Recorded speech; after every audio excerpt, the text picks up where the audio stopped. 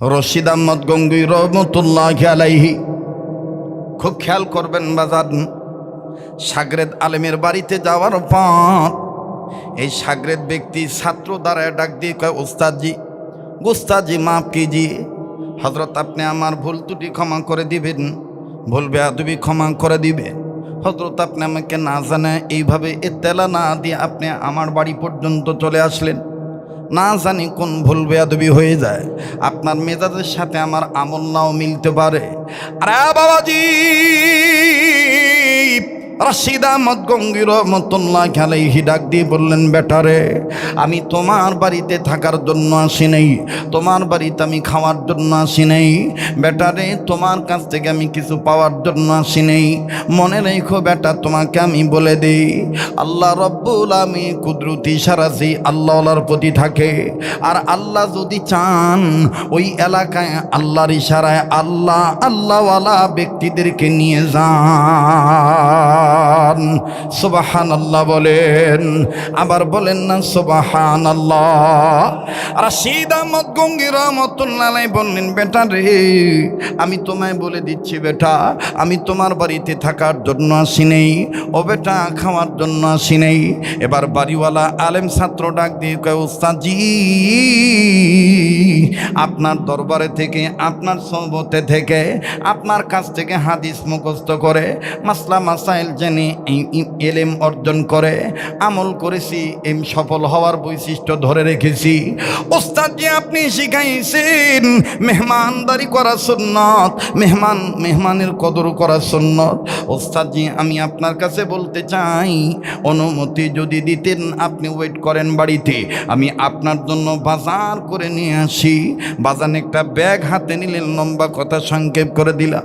আমি শুধু বুঝাইতে চাই আল্লাহওয়ালাদের যে বাতনি চোখ খোলা, অন্তরের চোখ যে খোলা, ইন্নামা ইয়াখশাল্লাহা মিন ইবাদিহিল উলামা।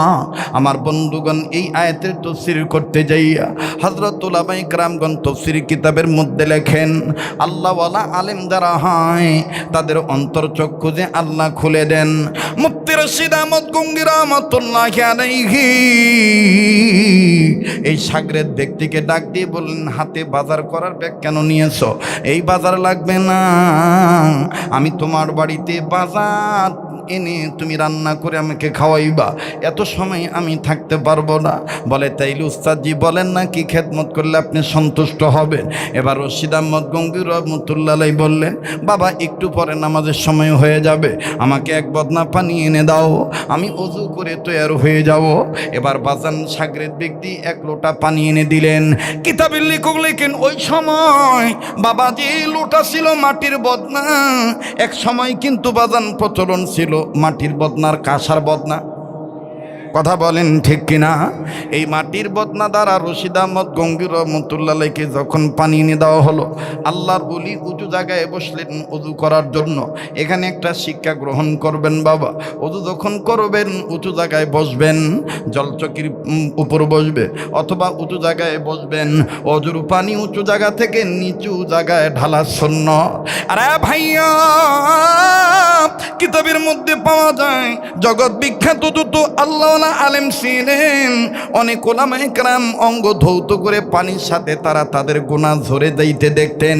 যেমন একজনের নাম পাওয়া যায়, অনেকের মধ্যে একজনের নাম প্রসিদ্ধ, ইমাম আজম আবু হানিফা রহমতুল্লাহ আলাইহি। তিনি যখন ওযু করতেন, যেই অঙ্গ ধুইতেন, ওই অঙ্গ ধোয়ার সাথে আমার বন্ধুগণ ওই অঙ্গের গুনাহগুলি ভেসে যাইত। আমার বন্ধুগণ, আমার বাবাজিরা, ওযু করেন কিন্তু চেহারায় কেন নূর আসে না? হাত আপনি ধন কিন্তু হাতগুলো কেন আপনার ঝলঝল ঝলঝল করে না, চকচক করে না? বাজান বুঝতে হবে আপনার ওযু সুন্নত মোতাবেক হচ্ছে না। ও বাজান খুব খেয়াল করে কথাগুলি শুনবেন বাবা। এবার রশিদ আহমদ গঙ্গুই রহমতুল্লাহি আলাইহি এই মাটির বদনার পানি নিয়ে উঁচু জায়গায় যখন বসে ওযু করতে গেলেন, আল্লাহওয়ালার শাগরেতেরা, আলেমেরা, ছাত্ররা সবাই সিদ্ধান্ত নিলেন আমরা প্রত্যক্ষদর্শী হইয়া আল্লাহওয়ালা ব্যক্তির, মুসাল্লাম বুজুর্গ ব্যক্তির উযু করা দেখব। কারণ আল্লাহওয়ালাদের প্রতিটি কাজ হয় আল্লাহর হুকুম মতে, নবীর তরিকা মতে। ওয়া মা আতাকুমুর রাসূলু ফাখুযুহু ওয়া মা নাহাকুম আনহু ফান্তাহু।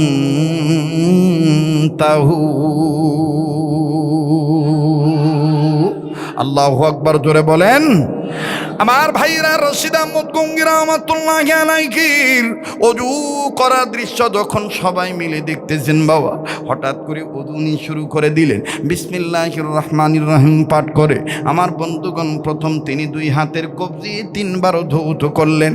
এবার ওযুর মাসআলা অনুযায়ী, শরীয়তের বিধান অনুযায়ী হাত ধোয়ার পর মুখ ধুবে।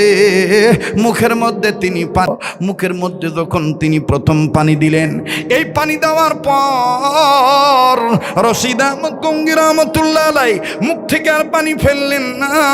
কিতাবে লিখেন রশিদ আহমদ গঙ্গী রহমাতুল্লাহ আলাইহি মুখটা কেমন জানি কালো হয়ে গেল। তার মানে আপনাদের এই অঞ্চলের একটা প্রবাদ বাক্য আছে, পানি অনেক সময় বুকে খিল লাগে। কথা কয় না? কি লাগে বাবা? খিল লাগে। রশিদ আহমদ গঙ্গী রহমাতুল্লাহ আলাইহি চেহারাটা কালো বর্ণ হয়ে গেল, চোখ দুটি লাল বর্ণ হয়ে গেল। বাবাজি, মানুষ বিষ খাইলে, বিষক্রিয়া আক্রান্ত হইলে, বিষের আক্রমণে আক্রান্ত হইয়া মানুষ যেমন ছটফট করে, আমার বন্ধুগণ নিজের গালের গোস্ত দুই হাতের নখ দিয়া খামসা খামসি করে, দুই বাহুতে চাপ দিয়া ধরে, নিজের চুল আমার বন্ধুগণ সিরাসিরি করে। রশিদ আহমদ গঙ্গী রহমাতুল্লাহ আলাইহি এতটা না করলেও আমার বন্ধুগণ নিজের গালের গোস্ত নিজে চাপ মারতেছেন। একবার গলার মধ্যে চাপ দেয়, আর একবার মাথার মধ্যে ঠাসা দেয়, আর একবার দুই বাহু ধরে চাপ দেয়, আর একবার বুকের মধ্যে আমার বন্ধুগণ চাপ দেয়। হুজুর উলামায়ে কেরামগণ নজর করে দেখতেছেন আল্লাহর ওলি রশিদ আহমদ গঙ্গী রহমাতুল্লাহ আলাইহি প্রচণ্ড বেগে ঘামতেছেন, ঘামের পানি পড়তেছে। গঙ্গী রহমাতুল্লাহ আলাইহি কোনো কথা তিনি বলতে পারতেছেন না। বাজান, কেউ তার ভাষা বুঝতেছেন না। আল্লাহর ওলি উপরের দিকে তাকায়, আবার জমিনের দিকে তাকায়। রশিদ আহমদ গঙ্গী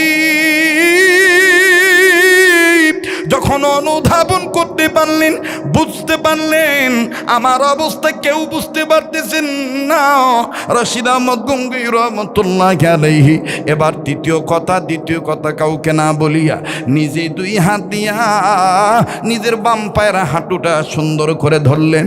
ধরিয়া আমার বন্ধুগণ বাম পাটা মেললেন, বাম পা মেলিয়া বাম পা দিয়া ওই পানির বদনা, মাটির বদনাটা ফেলে দিলেন লাথি দিয়া। বদনাটা যখন রশিদ আহমদ গঙ্গুইর রহমাতুল্লাহি আলাইহির বাম পায়ের লাথির আঘাতে পড়ে গেল, বদনার মুখ দিয়া, নালের মুখ দিয়া সব পানি আমার বন্ধুগণ সব বেড়ো হয়ে গেল। রশিদ আহমদ গঙ্গী রহমাতুল্লাহি আলাইহি যখন দেখলেন 4 ভাগের 3 ভাগ, 3.5 ভাগ পানি পড়ে গেছে, সামান্য পানি বদনার পেটে আছে। এবার গঙ্গী রহমাতুল্লাহি আলাইহি বাম হাত দিয়া আস্তে করে বাজান রে বদনাটা উঁচু করলেন। বদনা উঁচু করে বাকি আমার বন্ধুগণ পানি ফেলে দিলেন। পানি ফেলে দিয়া এবার উলামায়ে কেরামদেরকে ডাক দিয়ে বললেন, দেখো না আমার কারবার, যদি বাঁচতে চাও কালেমা লা ইলাহা ইল্লাল্লাহর জিকির করো। আওয়াজ দিয়ে বলেন না সুবহানাল্লাহ। এবার সমস্ত শাগরেদগণ গঙ্গী রহমাতুল্লাহ আলাইহির চতুর্দিকে দাঁড়ালেন। খুব খেয়াল করবেন, লা ইলাহা ইল্লাল্লাহর জিকির করলেন। লা ইলাহা ইল্লাল্লাহর জিকির যখন তিনি শুরু করলেন, আমার বন্ধুগণ গঙ্গী রহমাতুল্লাহি আলাইহি আস্তে করে দাঁড়াইলেন। দাঁড়াইয়া 2 হাত ক্যাবলামুখী দিয়া আল্লাহকে ডাক দিয়ে বললেন, আল্লাহ ওই কবরওয়ালার কবর আযাব তুমি মাফ করে দাও, ওই কবরওয়ালার কবর আযাব তুমি মাফ মাফ করে দাও, ওই কবরওয়ালার কবরে আযাব তুমি মাফ করে দাও। তিনবার যখন বললেন রে বাবা, উপস্থিত ওলামায়ে কেরাম বললেন আল্লাহুম্মা আমিন। আলেমগণ শাগরেদগণ তিনারও বললেন তিনবার আল্লাহুম্মা আমিন। এইবার গঙ্গি রহমতুল্লাহ আলাইহি বসে পড়লেন। উপস্থিত ওলামায়ে কেরামগণ ডাক দিয়ে বলতেছেন, ওগো আল্লাহর ওলি, আমাদের শেরে তাজ, আমাদের মাথার মুকুট, উস্তাদুল উলামা, আপনি বলেন তো দেখি, আপনি কেন বদনাটাকে লাথি মারলেন আর বদনারও পানি নিজেও অবশিষ্ট পানি আপনি ফেলে দিলেন? এরপরে আমাদের জিকির করতে বললেন, এরপরে আবার আপনি বলতেছেন ওই কবরওয়ালার কবর আযাব আল্লাহ তুমি মাফ করে দাও। হুজুর বুঝতে পারলাম না ঘটনা কি। রাশিদ আহমদ গঙ্গি রহমতুল্লাহ আলাইহি বললেন, বাবা তাইলে তোমরা যেহেতু জানতে চাইছো জেনে নাও, আমি তোমাদেরকে বলবো, তবে বাজান আর এক বদনা পানি এনে দাও। এবার বাজান আর এক বদনা পানি এনে দেওয়া হলো। এবারই বলা মা বোনেরা, ইয়া আইয়ুহাল্লাযীনা আমানু কু আনফুসাকুম ওয়া আহলিকুম নারা। আল্লাহ পাক বললেন, ইমানদার বান্দা বান্দিগণ, তোমরা নিজেরা জাহান্নামের আগুন থেকে বাঁচো, নিজেদের অধীনে যারা আছে তাদেরকে জাহান্নামের আগুন থেকে বাঁচাও। এমনি এমনি বাঁচা যাবে না, আল্লাহর হুকুম নবীর তরিকা মতে আমার বন্ধুগণ নিজের বাঁচতে হবে, অপরকে বাঁচাইতে হবে। একটু খেয়াল করে মনোযোগী হয়ে কথাগুলি শোনা চাই।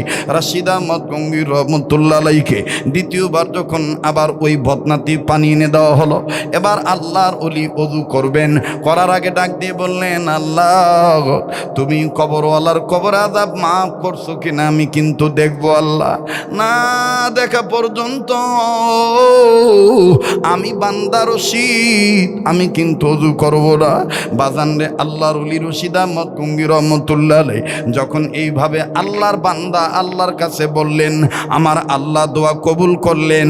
টাইম বামে ওলামায়ে কেরাম আছে, জিজ্ঞাসা করে দেখবেন বাবা, কিছু আলেম আছে, কিছু ওলি আছে মশহুর, কিছু ওলি আছে জমহর, আর কিছু বান্দা আছে মকবুল, যাদের সাথে ওঠা বসা করলে আল্লাহ করবে আমায় আপনায় কবুল। মকবুল এক জিনিস, কবুল এক জিনিস, কথা কয় না? মকবুল এক জিনিস, কবুল এটা আলেমরা বুঝবে। কষ্ট হইতেছে আপনাদের? রাশিদ আহমদ গঙ্গি রহমতুল্লাহ আলাইহি ছিলেন মকবুল বান্দা। আমার বন্ধুগণ, ওনার প্রত্যেকটা কথা আল্লাহ কবুল করতেন, সুবহানাল্লাহ। এই গঙ্গি রহমতুল্লাহ আলাইহি যখনই বললেন, আল্লাহ বদনায় যদি আমি নজর দিয়া দেখি, ওই কবরওয়ালার কবর আযাব তুমি মাফ করে দিয়েছ আল্লাহ, আমি তখনই ওযু বানাবো। উপস্থিত মুরিদরা কয় সুবহানাল্লাহ, এ তো দেখতেছি সাংঘাতিক ওলি, আল্লাহর সাথে এইভাবে কথা বলতেছেন। বাজান আবার বিসমিল্লাহ বলে তিনি ওযু শুরু করলেন। প্রত্যেকটা অঙ্গ ধোয়ার পর ওই বদনার দিকে নজর দিলেন। শুরুতে বলেন, এই বয়ান সবার মতো আসার হবে না, এই বয়ান সবাই বুঝবেন না বাবা। যারা হক্কানি আলেম ওলামার সাথে হাত রাখছে, আমার বন্ধুগণ আল্লাহওয়ালার সাথে যাদের চল মিল আছে, ইলমে মারফতের জ্ঞান যারা অর্জন করেছেন, বৈশিষ্ট্য আদর্শ উদ্দেশ্য, আমার বন্ধুগণ তারাই ভালো মতন বুঝবেন, সফল তারাই হবেন বাবা। খুব খেয়াল করবেন, আল্লাহর ওলি রাশিদ আহমদ গঙ্গি রহমতুল্লাহ আলাইহি এবার অঙ্গ ধয় আর বদনার দিকে নজর দেয়। একবারে যখন ওযু শেষ হয়ে গেল, নজর করে দেখতে পান একজনের কবর দুইটা। বাজান বদনার মধ্যে যদি পানি থাকে, দেখবেন এই পানির দিকে তাকাইলে আয়নার মতন নিজের চেহারা দেখা যায়। কথা বলেন ঠিক কিনা? কিন্তু রাশিদ আহমদ গঙ্গি রহমতুল্লাহ আলাইহি উনি বদনার দিকে নজর দিয়ে দেখলে ওনার চেহারা দেখা যায় না। উনি যেই কবর বলার জন্য দোয়া করেছিলেন, ওই একজনের কবর দুই রকম দেখা যায়। তার মানে বাজান কেমন দুই রকম আমি বলবো। উপস্থিত আলেমরা ডাক দিয়ে বললেন, ওগো আল্লাহর ওলি, আপনি বলেন তো দেখি, মাটির বদনায় আপনি লাথি মারলেন কেন? পানি কেন ফেলে দিলেন? আর আপনার গলা এরকম আটকায় গেল কেন? চেহারা কেন কালো হয়ে গিয়েছিল? চোখ দুটি কেন লাল হয়ে গিয়েছিল?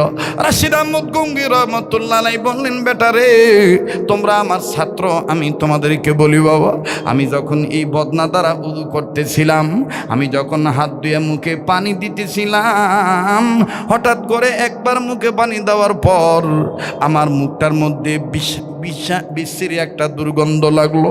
আর পানিটা এত তিতা, এই পরিমাণ তিক্ত, আমার দাঁতের মারি, আমার দাঁতের গোড়াগুলি অবশ হয়ে গেল। আমি জবান, আল্লাহ তখন আমাকে ডাক দিয়ে বললেন, বান্দারে, এই যে বদনার পানি দ্বারা তুমি ওযু করতেছিলা, এই বদনাটার জন্যই আজকে তোমার এই দুরবস্থা। বলে কেন কেন? ডেকে ডেকে বলতেছেন, বান্দা রশিদ, তুমি শুনে নাও, এই বদনাটা যেই এলাকার মাটি দিয়ে বানানো হয়েছে, ওই এলাকার মাটির নিচে আলেম বিরোধী, আলেম বিদ্বেষী, বেআমলি, গুনাহগার, কোরআনকে অপমান করা একজন ব্যক্তি, গুনাহগার বান্দা শুয়ে আছে। ওই ব্যক্তির কবর আমি আযাব দিয়েছি, এমন আযাব দিয়েছি, তার ওই কবরবাসীর আযাবের কারণে প্রতিবেশীর যত মাটি আছে, ওই অঞ্চলের, ওই এলাকার যত মাটি আছে, সব মাটি তিতা হয়ে গেছে, সব মাটি দুর্গন্ধ হয়ে গেছে। বদনার যে কারিগর ছিল, যে কুমার ছিল, এই কুমার যখন বদনা বানায়, ওই কবরের আযাব যুক্ত মাটি দিয়ে এই বদনাটা বানানো হয়েছে। তুমি যত বান্দা নেকার, আমি আল্লাহ তোমারে ধরায় দিলাম, এই বদনাটার মাটি হলো গুনাহগার বান্দার কবরের আযাবের অংশের মাটি। নাউজুবিল্লাহ, জোরে বলেন না নাউজুবিল্লাহ। এবার আলেমগণ ডাক দিয়ে বলতেছেন, ওগো আল্লাহর ওলি, এরপরে কি হলো? কষ্ট হইতেছে আপনাদের? বিরক্ত হইছেন? আপনি বিরক্ত হইতেছেন? আর 10-15 মিনিট দেওয়া যাবে কি যাবে না? বলেন, দেওয়া যাবে কি যাবে না? তাহলে আরেকবার বলেন আল্লাহু আকবার, আবার বলেন আল্লাহু আকবার। মুফতি রশিদ আহমদ গঙ্গী রহমতুল্লাহি আলাইহি চমৎকারভাবে আমার বন্ধুগণ সুন্দর করে বললেন, আমি যখন জানতে পারলাম এই অবস্থা, তখন আমি আস্তে করে আমার বাম পা দ্বারা বদনাটা ফেলে দিলাম। এই বদনার পানি সব পড়ে গেল। এরপরে আমি আবার বদনা ভরে পানি আনতে বললাম। আর যখন আমি আল্লাহকে বললাম, আল্লাহ, মাফ করার কি কোনো উসিলা নাই? মাফ করার কি কোনো উসিলা নাই? আল্লাহ পাক ডাক দিয়ে বললেন, বান্দা, আমি কোরআনে বলে দিয়েছি, ওই যে বলেছিলাম ইমানদার বান্দাদেরকে আল্লাহ দুইভাবে ডাক দিয়েছেন। আল্লাহ বলেন, আমি বান্দাদেরকে, ইমানদার বান্দাদেরকে দুইভাবে ডাক দিয়েছি। আমি কোরআনে বলে দিয়েছি, ইয়া আইয়ুহান নাসু কুলু লা ইলাহা ইল্লাল্লাহু তুফলিহুন। বান্দা, তুমি যদি সফল হতে চাও, লা ইলাহা ইল্লাল্লাহর আইন মানো, লা ইলাহা ইল্লাল্লাহর চিহ্ন মানো, লা ইলাহা ইল্লাল্লাহর নির্দেশ মানো, লা ইলাহা ইল্লাল্লাহর রঙে রঙিন হও। আমার আল্লাহ তাআলা এক, আল্লাহ ছাড়া কোনো ইলাহ নাই। আইনদাতা, বিধানদাতা, রিজিকদাতা, মালিক, খালিক, বাঁচানেওয়ালা, মারনেওয়ালা, ও ইজ্জত দেনওয়ালা, অসম্মান করনেওয়ালা আমার আল্লাহ ছাড়া আর কেউ নাই। লা ইলাহা ইল্লাল্লাহ। আল্লাহু আকবার। বলেন, বাঁচানের মালিককে? আবার বলেন, বাঁচানোর মালিককে? আমার বন্ধুগণ, হায়াত বাড়ায় দেওয়ার মালিককে? রশিদ আহমদ গঙ্গী রহমতুল্লাহ আলাইহি বললেন, আমি যখন বললাম আল্লাহ, এই বান্দাকে কি মাফ করার কোনো উসিলা নাই, তখন আল্লাহ পাক ডাক দিয়ে বলেন, বান্দারে, তোমরা যে 9 জন আছো, এই 9 জন বাদে অনেক বান্দা আছে, অনেকেই কোরআনের হামিল না। কোরআনের হামিল কাকে বলে? সেইগুলা দিশা উনি জানেন, আমার বন্ধুগণ উম্মতের উলামায়ে কেরাম জানেন। ডাক দিয়ে বলতেছেন, অনেকেই কোরআনের হামিল না, তোমরা তো কামেল জ্ঞানী মানুষ, তোমরা কোরআন হাদিসের হামেল, তোমরা যদি সম্মিলিতভাবে আমি আল্লাহর কাছে যদি এইভাবে ডাক দাও লা ইলাহা ইল্লাল্লাহ বলো, আমি আল্লাহ কবরওয়ালার কবর আযাব মাফ করে দেব।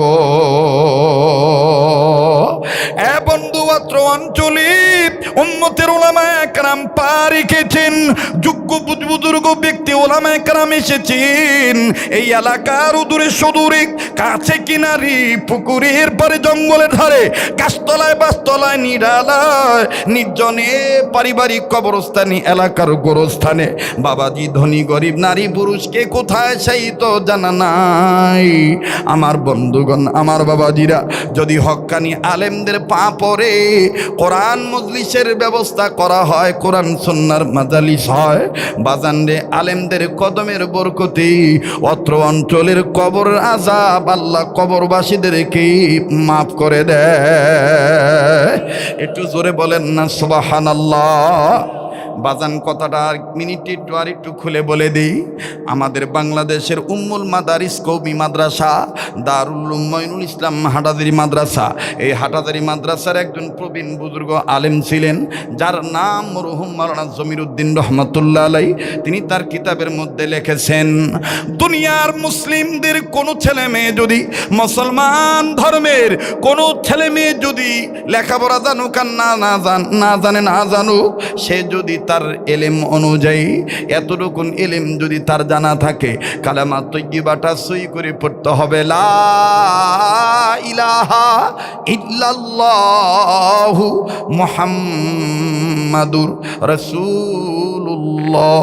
অনেকে বলে লা ইলাহা ইল্লাল্লাহু, কথা কয় না, লা ইলাহা ইল্লাল্লাহু মুহাম্মাদুর রাসূলুল্লাহ সাল্লাল্লাহু আলাইহি সাল্লাম। এতটুকুন কালেমা তয়্যিবা যদি কেউ একবার কোনো বেটা বেটি যদি শুদ্ধ করে পাঠ করে, পৃথিবীর যেই প্রান্তে পড়ুক না কেন, নওগাঁ পড়ুক, বগুড়া পড়ুক, রাজশাহী পড়ুক, চাঁপাইনবাবগঞ্জ পড়ুক, আমার বন্ধুগণ পৃথিবীর যেই প্রান্তে পড়ুক না কেন, ওই সন্তান একবার কালেমা তয়্যিবা পড়ার বরকতে তার বংশের ময় মুরব্বী, তার বাবা মার কবর আযাব আল্লাহ মাফ করিয়া দেয়। ভাইজান, যার দিলে নাই নবীজির প্রেম, তার সনে নাই লেনা দেনা, ঠিক কিনা বলেন? যার দিলে নাই নবীজির প্রেম, তার সনে নাই লেনা দেনা, তোমার আমার আপন যিনি, তিনি ঘুমায় মদিনা, লা ইলাহা ইল্লাল্লাহ, জোরে লা ইলাহা।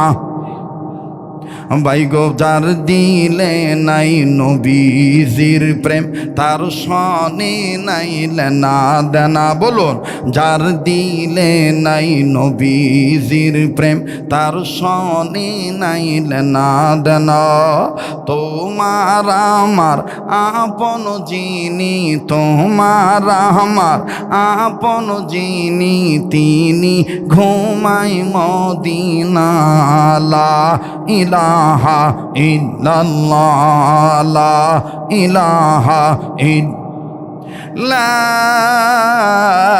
ইলাহা ইল্লাল্লাহু মুহাম্মাদুর রাসূলুল্লাহ সাল্লাল্লাহু আলাইহি সাল্লাম।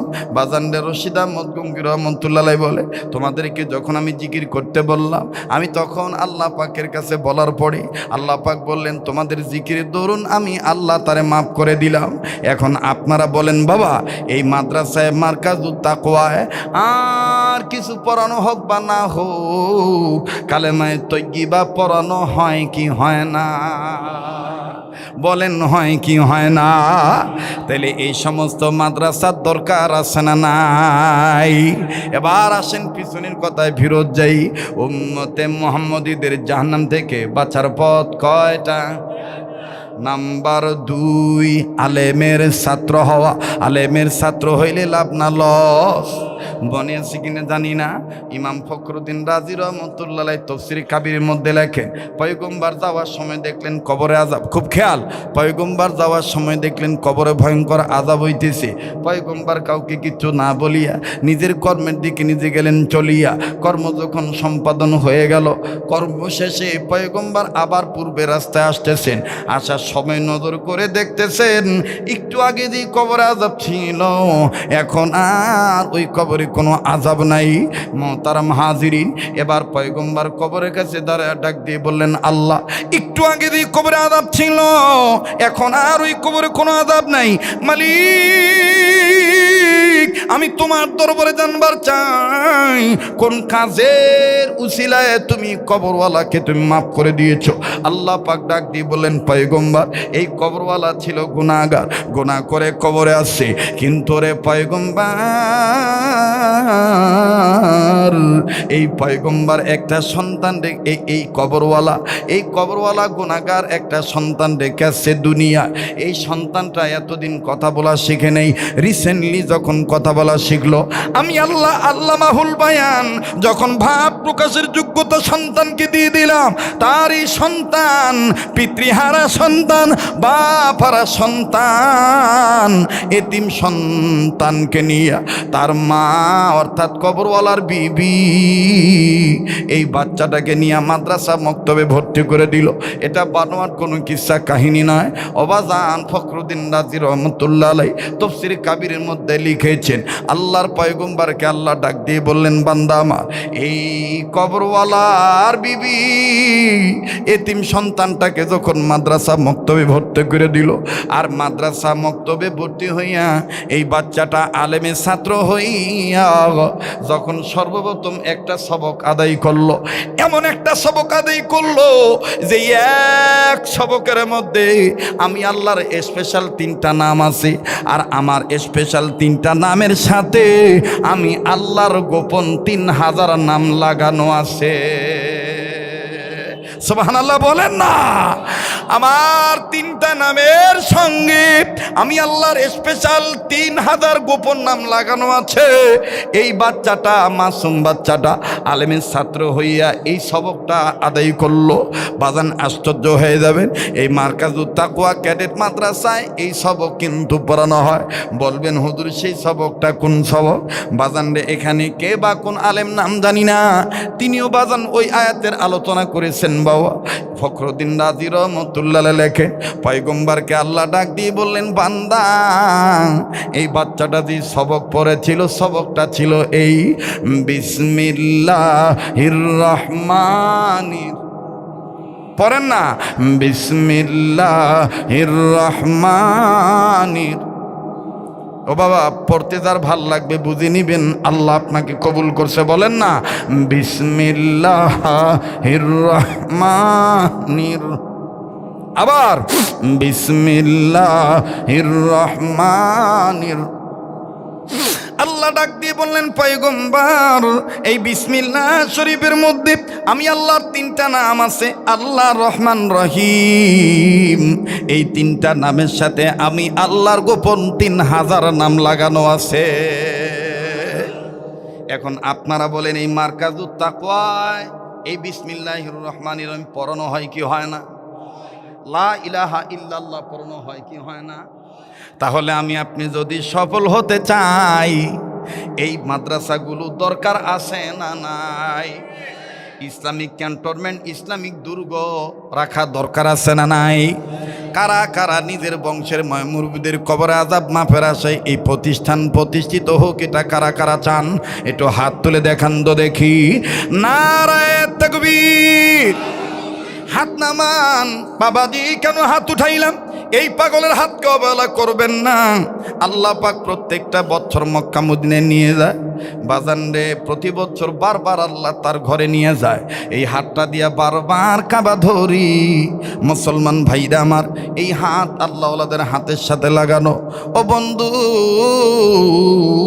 অনেকেই জানেন ইদানিং কয়েক বছর যাবৎ আল্লাহ এমন সুযোগ দিয়েছেন, আপনাদের দোয়ায়, মা বাবার দোয়ার বরকতে, উস্তাদদের দোয়ার বরকতে আমার আল্লাহ প্রত্যেকটা বছর গোটা রমজান মাস মদিনায় রেখে দেয়।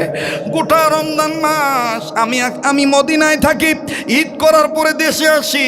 কথা দিচ্ছি বন্ধু, আমি কিন্তু আপনাদের দূরের কেউ নয়, সারা বাংলাদেশ সহ বহির্বিশ্বে যত রাষ্ট্রে যাই বাজানো নওগাঁবাসী কিন্তু আমার আত্মার আত্মীয়, রক্তের ভক্ত। বাজান রে, কাল কিয়ামতের ময়দানে যদি আপনারা আল্লাহর দয়ায় কোনো এক উসিলায় যদি মাপে জান্নাতে চলে যাইতে চান, জান্নাতি হইয়া যান, আপনারা কিন্তু আমাকে রেখে যেতে পারবেন না। আর যদি আল্লাহ কোনো কারণে আমাকে মাপ করে ভেস্তবাসী বানিয়ে দেয়, বাজান রে, আমার সাথে কিন্তু আপনারাও যাওয়ার অধিকার রাখে। কথাগণ ঠিক কিনা? এই জন্য আত্মার আত্মীয় হইয়া রক্তের ভক্তদের কাছে আপন মনে করে একটা কথা বলতে চাই। বাজান খুব খেয়াল করে শুনবেন বন্ধু। আল্লাহ তাআলা বলেছেন, ইমানদার বান্দা বান্দিগণ, তোমরা নিজেরা জাহান্নামের আগুন থেকে নিজেরা বাঁচো, অপরকে বাঁচাও।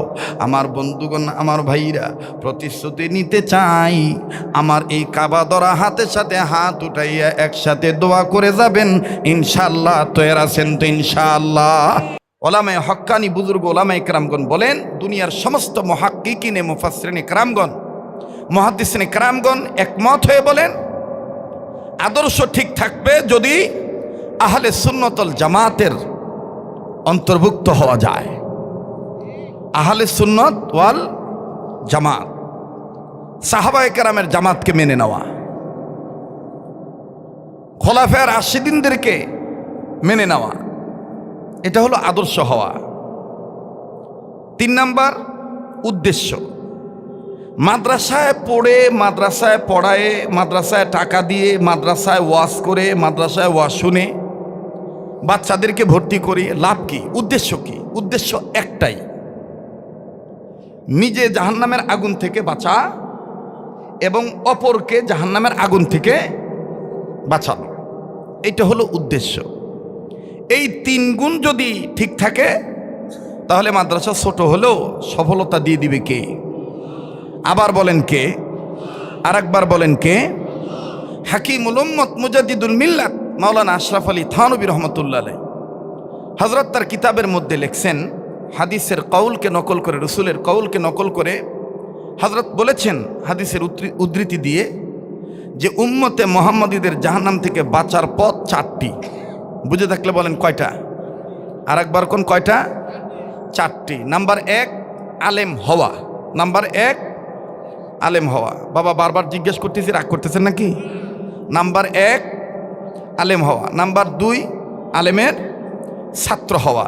নাম্বার 3 আলেমগণের কথা শোনা। নাম্বার 4 আলেমদেরকে মহব্বত করা। সুবহানাল্লাহ বলেন। আমরা এখানে যারাই এসেছি, বসেছি, উপস্থিত হয়েছি, আমরা সবাই এই 4 দলের অন্তর্ভুক্ত, ঠিক কিনা বলেন? আমার বন্ধুগণ, তাইলে এই 4টা কথার সাথে আলেমের সম্পর্ক আছে না নাই? আলেমের নাম আছে না নাই? আছে। আলেমের সম্পর্ক এলেমের সাথে, আর এলেমের সম্পর্ক রব্বুল আলামিনের সাথে। আলেমের সম্পর্ক কিসের সাথে বাবা? এলেমের সাথে। আর এলেমের সম্পর্ক আলমের মালিকের সাথে। আলমের মালিককে বলেন, আলমের মালিককে? আল্লাহ। হযরত মাওলানা জালালউদ্দিন রুম রহমতুল্লাহ আলাইহি, যাকে আমরা মাওলানা জালালউদ্দিন রুমি বলে চিনি, তিনি তার কিতাবের মধ্যে লিখছেন যে আমি একবার এক বড় সাগরের কিনারে দাঁড়িয়ে, কথা শুনতেছেন কি আপনারা?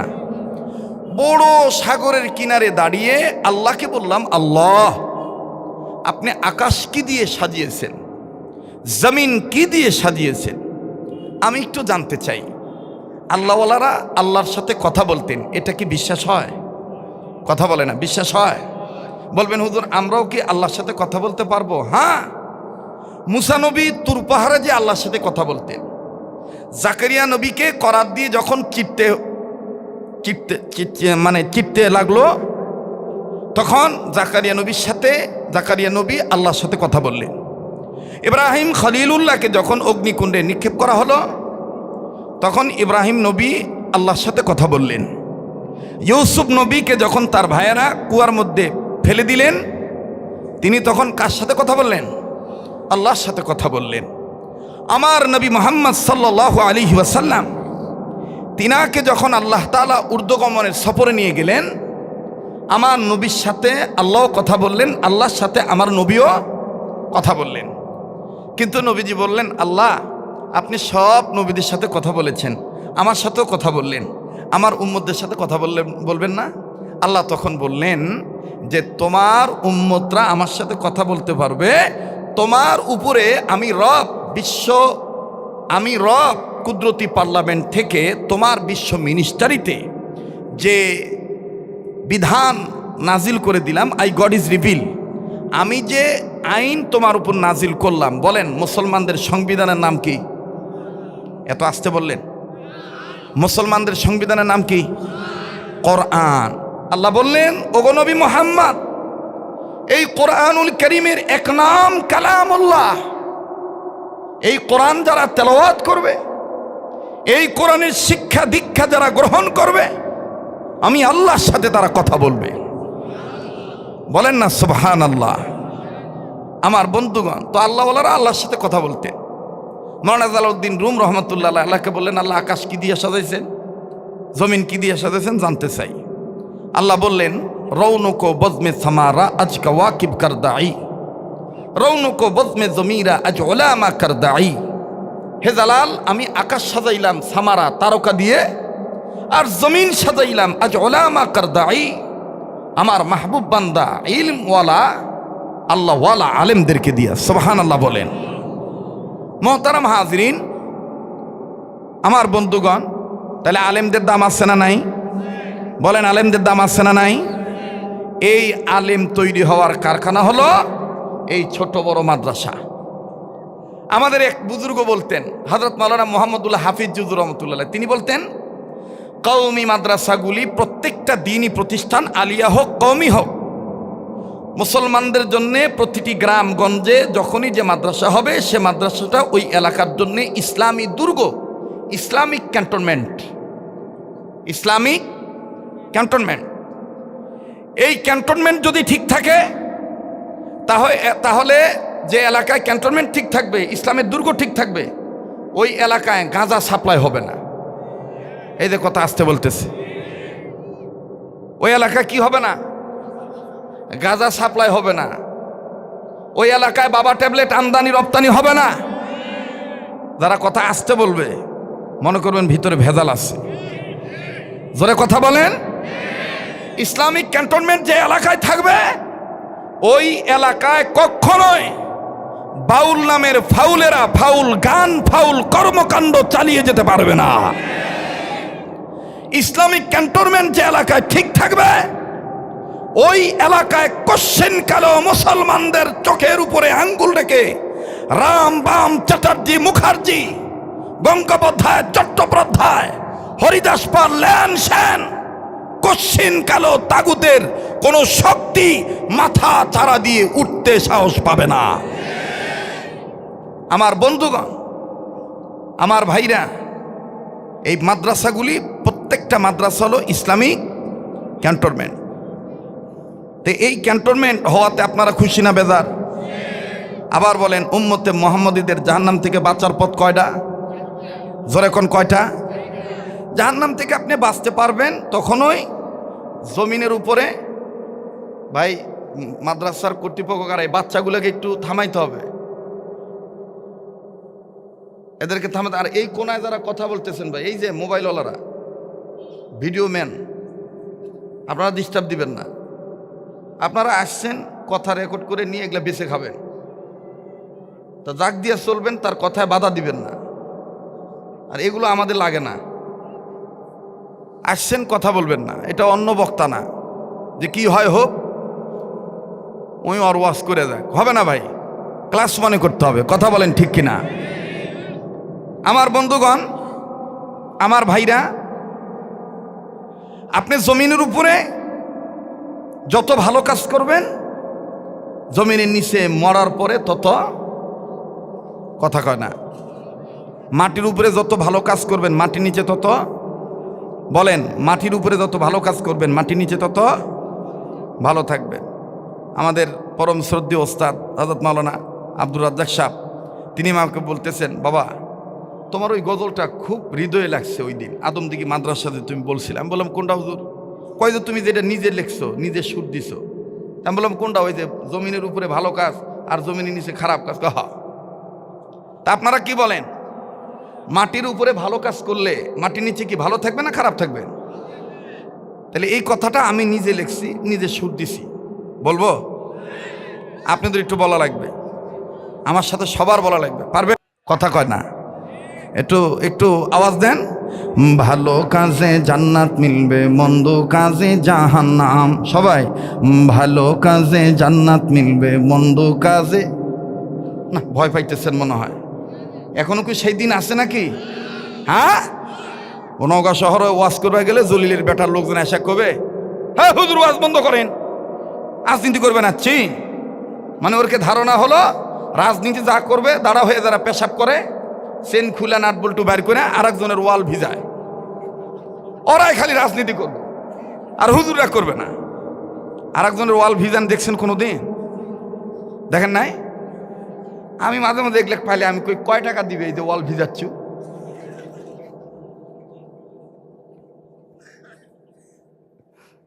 বাস্তব না বাস্তব? দোহা নাই, মুসা নাই, কোনো মতন ধারা দিয়ে আবার ভিতরে ঢুকায়। উইও যায়, হোমবতীর ফটো টপ টপ করে পড়িচ্ছে। আমি খালি ভয় পাই, না জানি আজরাইল লিয়া যায়। কারণ এই হোমবতীর ফোঁটা পরা অবস্থা যদি আজরাইল লিয়া যায়, জাহান্নাম ছাড়া আর উপায় নাই।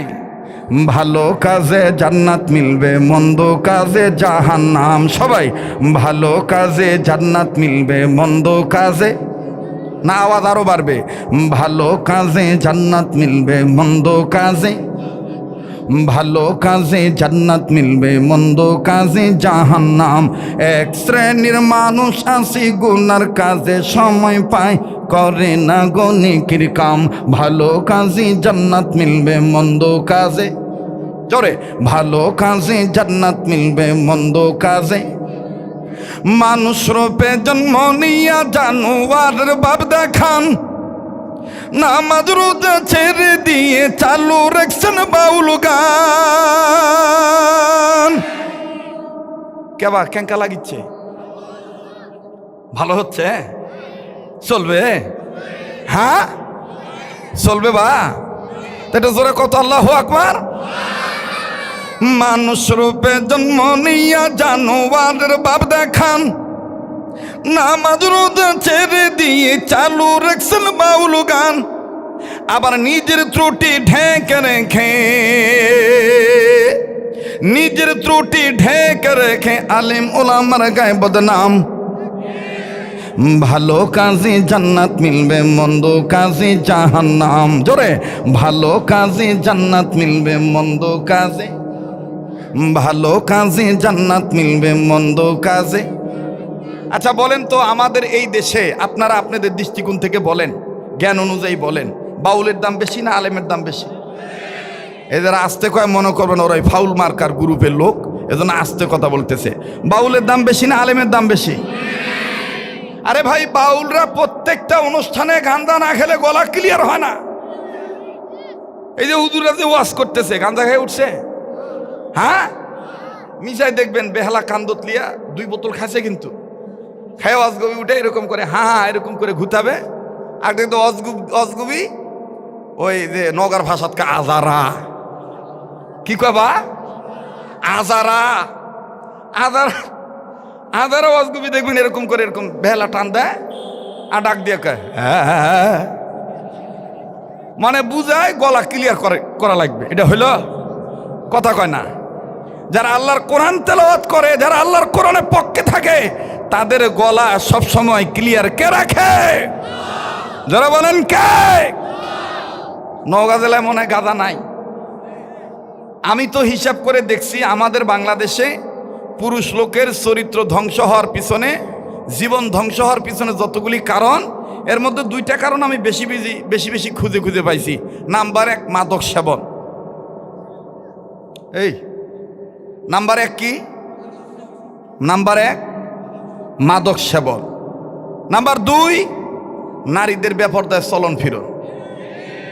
অন্য যে জায়গা থোয়ার কথা বা ও জায়গাত নাই, এগুলোর তিনটারে তিন জায়গায় বসান্ত ভাই।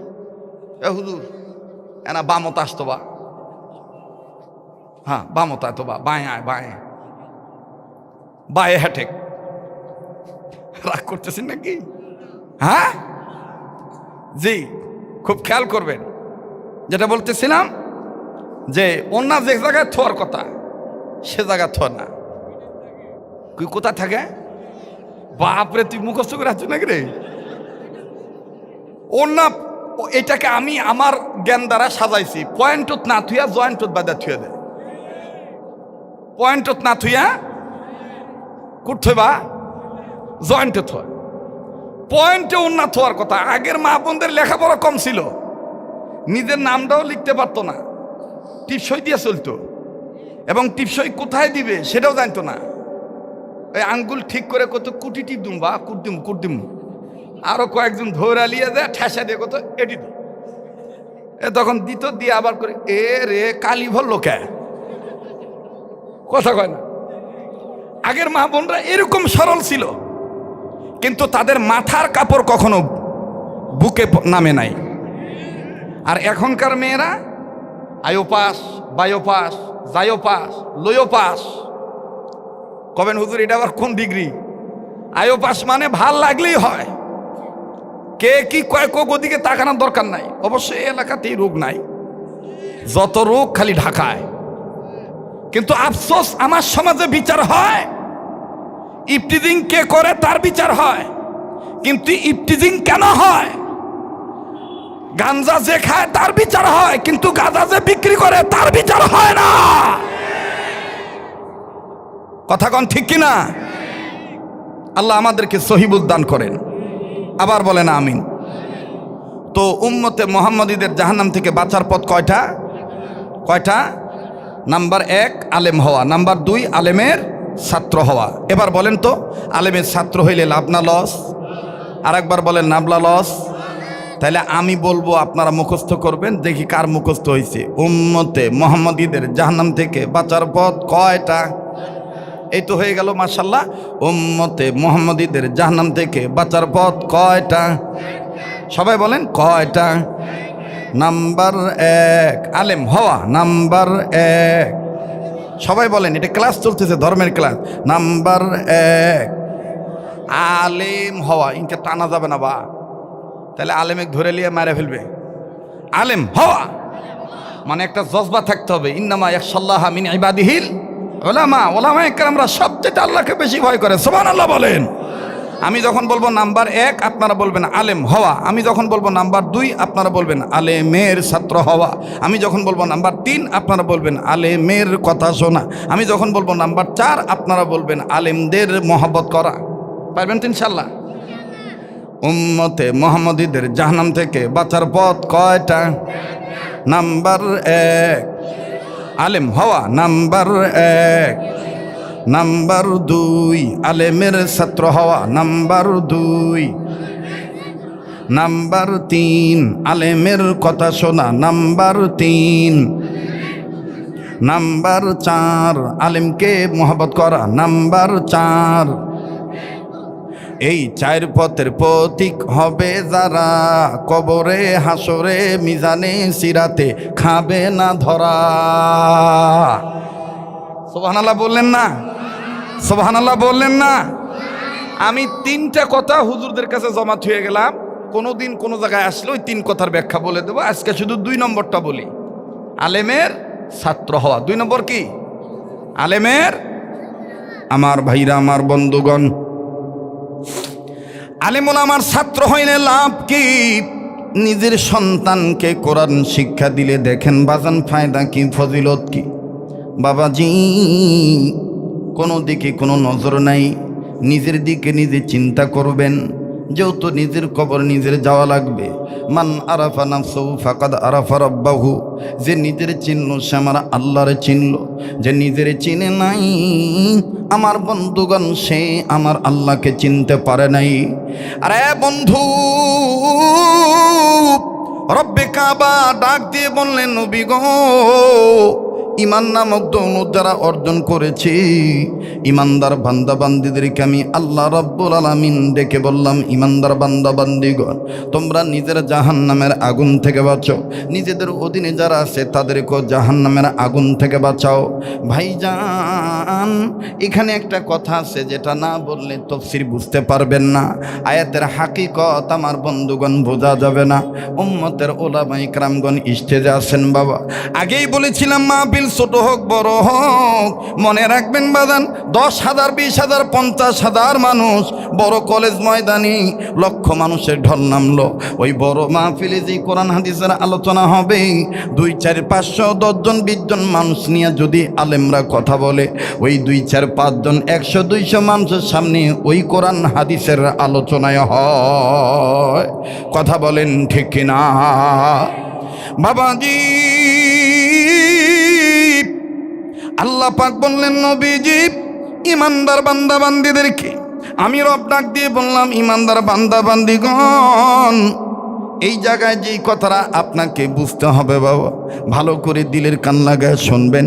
মাওলানা আব্দুল মাজেদ দরিয়াবাদী রহমতুল্লাহ আলাই, তিনি তার তফসিরে মাজিদের মধ্যে, কাজী সানাউল্লাহ পানিপতি রহমতুল্লাহ আলাই, তিনি তার তফসিরে মাঝারির মধ্যে, আমার বন্ধুগণ, আমার ভাইরা এবং অন্য ভাইয়েরা, অন্য যারা ইসলামী আন্দোলন পরিচয় দিয়া যারা এই তফসিরটা নিয়মিত মোতালা করেন, তফসিরে ফি জিলালিল কোরআনের মুসান্নেফ আমার বন্ধুগণ সাইয়্যিদ মরহুম শহীদ কুতুব শহীদ রহমতুল্লাহ আলাই, তিনি তার তফসিরে ফি জিলালিল কোরআনের মধ্যে, মরহুম মাওলানা আমিনুল ইসলাম রহমতুল্লাহ আলাই, তিনি তার তাফসিরে নুরুল কোরআনের মধ্যে, মুফতি মোহাম্মদ শফি রহমতুল্লাহ আলাই, তিনি তার তাফসিরে মারিফুল কোরআনের মধ্যে, ওনার সুযোগ্য সাহেব জাদা আমার বন্ধুগণ, আমার উস্তাদের উস্তাদ, আমাদের দাদা হুজুর শাইখুল ইসলাম আল্লামা তকি উসমানী দামাত বারাকাতুল্লাহ আলিয়া, পাকিস্তানের সাবেক জাস্টিসম্যান, তিনি একটা তফসির লিখেছেন বাবা, যেই তফসিরটা অল্প দিনই গোটা পৃথিবীতে সারা পড়ে গেছে, মুসলিমদের হৃদয় কেড়ে নিয়েছে। যেই তফসিরটার নাম হলো তফসিরে তাওজিহুল কোরআন। আল্লামা তকি উসমানী তিনি তার তফসিরে তাওজিহুল কোরআনের মধ্যে, আরে ভাইয়া, আবার যেই তফসিরের ব্যাখ্যা করা হয়েছে শুধুমাত্র হাদিস দ্বারা, আল্লামা ইবনে কাসির রহমতুল্লাহ আলাইহি, তিনি তার তফসিরে ইবনে কাসিরের মধ্যে, বাবাজি, যত রকমের তফসির আছে, এই তফসিরের মধ্যে প্রত্যেক মুফাসসির ইকরাম বলেন, আল্লাহ রব্বুল আলামিন ইমানদার বান্দিদেরকে আল্লাহ ডেকেছেন দুইভাবে। মানে সূরাতুল ফাতিহা থেকে শুরু করে কোরআনুল কারীমের শুরু বা থেকে শুরু করে কোরআনুল কারীমের শেষ মিনাল জিন্নাতি ওয়ান নাস সিন পর্যন্ত মোটমাট 114 সূরা, 5 আমার বন্ধুগণ 6666 খানা আয়াত, মতান্তরে কম বেশ হতে পারে, কেউ বলেছেন 6236 খানা আয়াত। আমার বন্ধুগণ, টোটাল কোরআনুল কারীমের মাধ্যমে আল্লাহ পাক ইমানদার বান্দা বান্দিদেরকে যতভাবে ডাক দিয়েছেন, দুইভাবেই আল্লাহ পাক ডেকেছেন। আল্লাহ রাব্বুল আমিন কোন জায়গায় বলেছেন ইয়া আইয়ুহান নাস, আবার কোন জায়গায় আল্লাহ পাক বলেছেন ইয়া আইয়ুহাল্লাযিনা আমানু। আওয়াজ দিয়া বলেন না সুবহানাল্লাহ। আমি যেই আয়াতে কারিমার অংশ তেলাওয়াত করেছি সূরাতুত তাহরিমের, আমার বন্ধুগণ, এক আয়াতের অংশ বিশেষ প্রথম অংশের মাধ্যমে আল্লাহ পাক ইমানদার বান্দা বান্দিদেরকে ডাক দিয়ে বললেন, ইমানদার বান্দা বান্দিগো, তোমরা নিজেরা জাহান্নামের আগুন থেকে বাঁচো, তোমাদের অধীনে যারা আছে তাদেরকেও জাহান্নামের আগুন থেকে বাঁচাও। বুঝে থাকলে বলেন বাজান, ইমানদার বান্দা যারা, বান্দি যারা, তাদের জাহান্নামের আগুন থেকে বাঁচতে হবে নির্দেশ কার? আর একবার আওয়াজ দিয়ে বলেন না, নির্দেশ কার? আমার ভাইরা, জাহান্নামের আগুন থেকে নিজের বাস্তবীয় পরকে বাঁচাইতে হবে। নির্দেশ হলো আল্লাহর, আর নবী মুহাম্মদ সাল্লাল্লাহু আলাইহি ওয়াসাল্লাম তিনি বলেছেন, আমার উম্মতে মুহাম্মদীদের জাহান্নাম থেকে বাঁচার পথ হলো চারটি। নাম্বার 1 আলেম হওয়া, নাম্বার 2 আলেমের ছাত্র হওয়া, নাম্বার 3 আলেমগণের কথা শোনা, নাম্বার 4 আলেমদেরকে মহব্বত করা। আসেন বন্ধু, 2 নম্বর কথাটার ব্যাখ্যা আমি আপনাদের জানাই দিই। কেন সন্তানদেরকে ইলমে দ্বীন শিক্ষা দিবেন না? বাজান, আলেমরা তো বলে না আপনার সন্তানকে ডাক্তার বানায়েন না, আলেম ওলামারা বলেন না যে আপনার সন্তানকে ইঞ্জিনিয়ার বানায়েন না, আলেম ওলামাগণ বলেন না আপনার সন্তানকে ডক্টর বানায়েন না, আলেম ওলামাগণ বলেন না আপনার সন্তানকে মেকানিজম ইঞ্জিনিয়ার মিস্ত্রি বানায়েন না। আলেমগণ বলেন যা বানানোর ইচ্ছা তাই বানান, কিন্তু আল্লাহ রসুলের যে কথা, তলাবুল ইলমি ফারিদাতুন আলা কুল্লি মুসলিম, প্রতিটি মুসলিম নন নারীর উপরে ইলমে দ্বীন শিক্ষা করা ফরজ, ইলমে দ্বীন শিক্ষা করা ফরজ। বাজান, যতটুকুন ইলম অর্জন করলে আপনার ছেলে মেয়ে হালাল হারাম বুঝতে পারবে, আপনার ছেলে মেয়ে আমার বন্ধুগণ নাস্তিক হবে না, কোরআন অমান্যকারী হবে না, খোদাত্রয়ী হবে না, রসুলের শানে বেয়াদবি করবে না, অন্তত পক্ষে আপনি মারা গেলে জানাজার নামাজ পড়াইতে পারবে। এই ধরনের এলেম আমার বন্ধুগণ তাকে শিক্ষা দেওয়া। পাক না পাক, কালাম কালেমা নামাজ রোজা, ইলমে দ্বীন শিক্ষা দেওয়া প্রতিটি মুসলিম নারীর উপর ফরজ। বাবাজি, কোনো দিকে কোনো খেয়াল নাই। আল্লাহ পাক ডাক দিয়ে বললেন, নবীজি আমি আল্লাহ তাআলা ইমানদার বান্দা বান্দীদেরকে বললাম, ইমানদার বান্দা বান্দীগণ তোমরা নিজেরা জাহান্নামের আগুন থেকে বাঁচো, নিজেদের অধীনে যারা থাকবে তাদেরকেও জাহান্নামের আগুন থেকে বাঁচাও। এই প্রসঙ্গে বাজানো দুনিয়ার জমিনের উপরে আসমানের নিচে যত বড় বড় তাফসীরের কিতাব আছে, তন্মধ্যে বাজান উলামায়ে কেরামদের কাছে মশহুর জমহুর মকবুল একটা তাফসীরের কিতাব, নাম হলো তাফসীরে কাবির। এই তাফসীরে কাবিরের মুসান্নিফ ফখরুদ্দিন রাজি রহমাতুল্লাহি আলাইহি তিনি তার তাফসীরে কাবিরের মধ্যে লিখেছেন, ইয়া আইয়ুহাল্লাযিনা আমানু কু আনফুসাকুম ওয়া আহলিকুম নার, ইমানদার বান্দা বান্দিগণ তোমরা নিজেরা জাহান্নামের আগুন থেকে বাঁচো, নিজেদের অধীনে যারা আছে তাদেরকেও জাহান্নামের আগুন থেকে বাঁচাও। এ ভাইয়া, বাবা শুধু নামাজ পড়লেই হবে না, বাবা সন্তানকেও নামাজের তালকিন দিবি, নামাজের আমার বন্ধুগণ ডাক দিবি। আমার ভাইরা, মা শুধু নামাজ পড়লেই হবে না, মা তার মেয়েকেও নামাজি বানাবে। বাবাজি, নেতা শুধু নামাজ পড়লেই হবে না, নেতার অনুসারীদেরকেও নামাজের দাওয়াত দিতে হবে। কথা বলেন ঠিক না বেঠিক? ওরে মুসলমান, দিলের কান লাগায় কথাগুলি শুনবেন। ফখরুদ্দিন রাজি রহমাতুল্লাহি আলাইহি তিনি সুন্দর করে তাফসীরে কাবিরের মধ্যে লিখেছেন, আল্লাহর একজন পয়গম্বর নিজে তার কর্ম করার জন্য যাচ্ছিলেন, আল্লাহর নির্দেশ মানিয়া পয়গম্বরও যখন যাচ্ছিলেন নিজের কর্মের দিকে চলিয়া, হঠাৎ করে যাওয়ার পথে একটা কবর দেখলেন। এই কবরটার দিকে যখন পয়গম্বর তাকাইলে নজর করে দেখতেছেন কবরের মধ্যে ভয়ঙ্কর আযাব হইতেছে, সাংঘাতিক আযাব হইতেছে। পয়গম্বর কবরের আযাব দেখে, কবরওয়ালার হালত দেখে, এই দূর অবস্থা দেখে পয়গম্বর কাউকে কিচ্ছু বললেন না, শুধুমাত্র নিজের সাদাত আঙ্গুলের মাথার মধ্যে কামড় দিলেন আর ডাক দিয়ে বললেন, প্রভু হে, আপনি তার কবরের আযাব মাফ করিয়ে দেন, আল্লাহ আপনি তাকে মাফ করিয়ে দেন। আরে ভাইয়া, কবরের আযাব মুমিন যারা হয়, মুমিনদের কিন্তু অন্তর্চক্ষু আছে।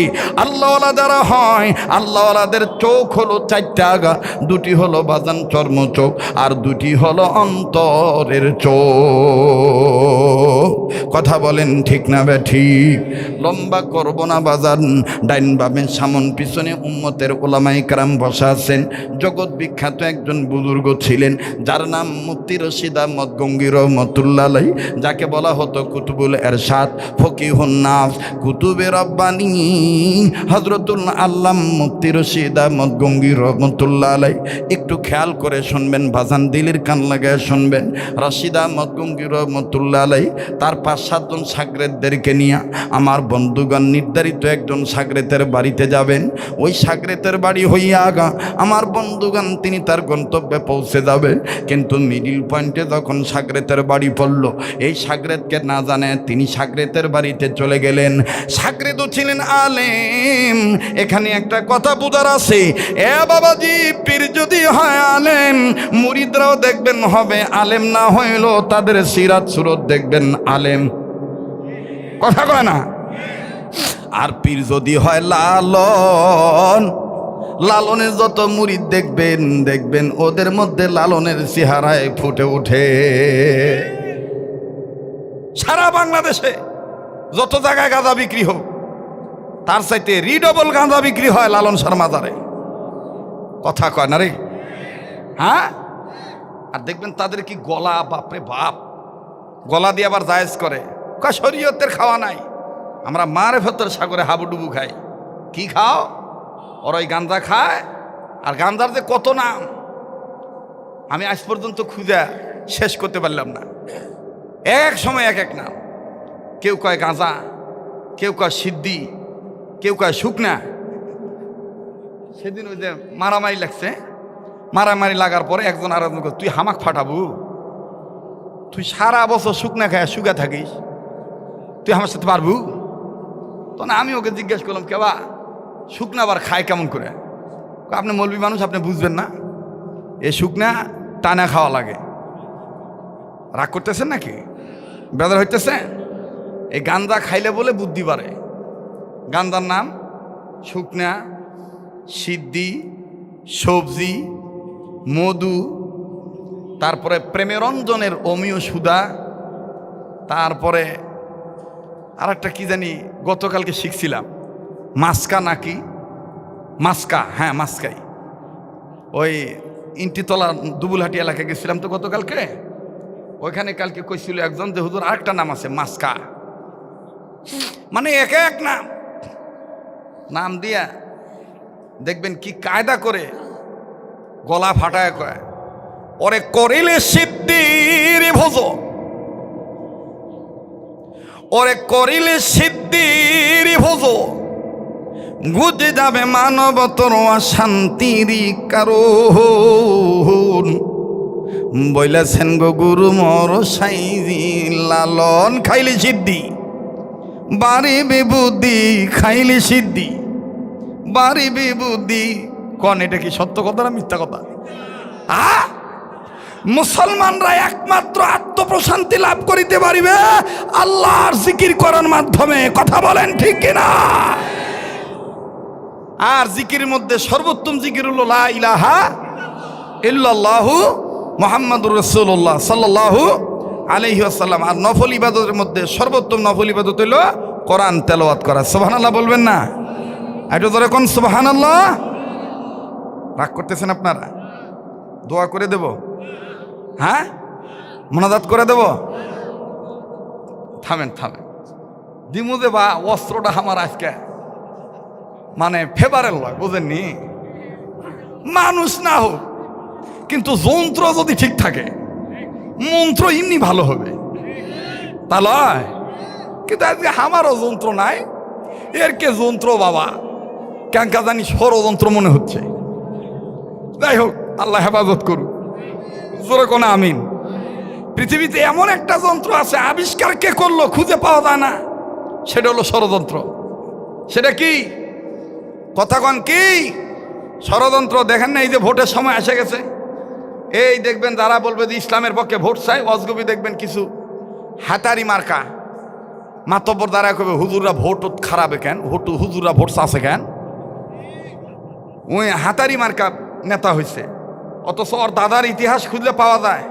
নগর ভাষাত কয় ভিউ থাকিছে বা ভিউ থাকা সুসরা বদনা পায়নি। বদনার বেগরে হাতের চার আঙ্গুলুক বেলসা বানাছে, হাতের কয় আঙ্গুলুক বেলসা বানাছে বা হাতের চার আঙ্গুলুক বেলসা বানায়া পানি মারা শেষ করছে। উই এখন নেতা হচ্ছে, নেতা হয়ে এখন কামেল মাদ্রাসার প্রিন্সিপাল। হ্যাঁ, মসজিদের ইমাম খতিবকে কয় হুজুর চাকরি বাঁচা বাঁচালে রাজনীতি বক্তব্য দিবেন না। কথা কয় না, কথা কয় না। আমরা ওই হাতারি মার্কা নেতাদেরকে বলতে চাই, আগামীর বাংলাদেশ হবে কোরআন সুন্নাহর বাংলাদেশ। রাম বামের কোনো খাওয়া থাকবে না। সিদ্ধান্ত একটাই, ইসলামী আন্দোলনের কর্মী হয়ে এবারে ভোট দেব সেই মানুষের যে মানুষ পক্ষে থাকে আল কোরআনের। যে ঠিক কন কন, না করলে না কন, এটা আপনার ব্যাপার। আমি আমার ইমানি দায়িত্ব এড়াই দিলাম। ঠিক আছে না বাদান?